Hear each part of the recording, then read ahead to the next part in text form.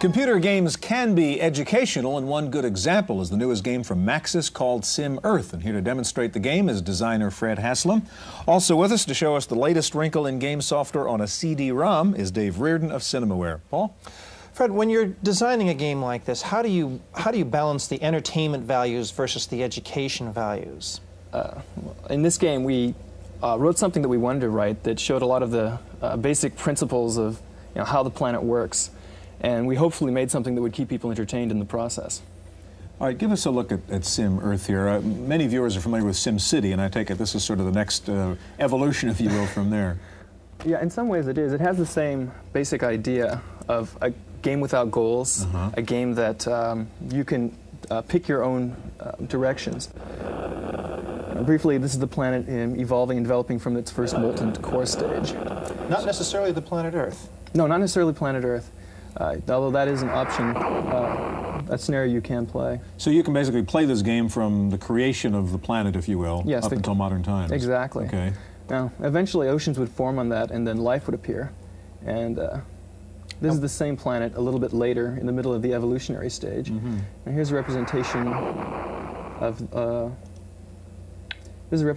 of all the various vegetation on the planet.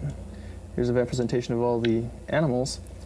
And we can jump in briefly over here and look at some of the different species that have evolved.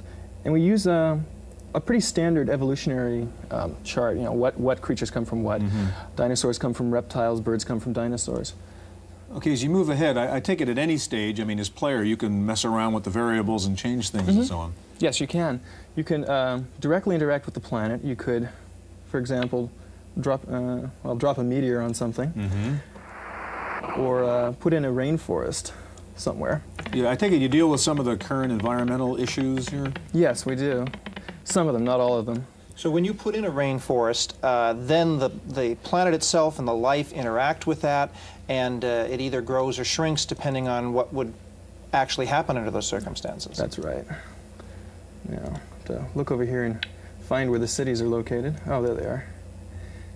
And on this demonstration planet, it turns out people weren't the winners, is that right? Yes, that's right. The reptiles became intelligent on this one. One of the fun alternatives to try and do is to try and pick a class of animal and make that the intelligent life. Insects, for example, is a very good one to try for. Now, this planet is developed using only biosolar and hydroenergy, has never touched fossil fuels. And I'm going to give them free rein to use that right now.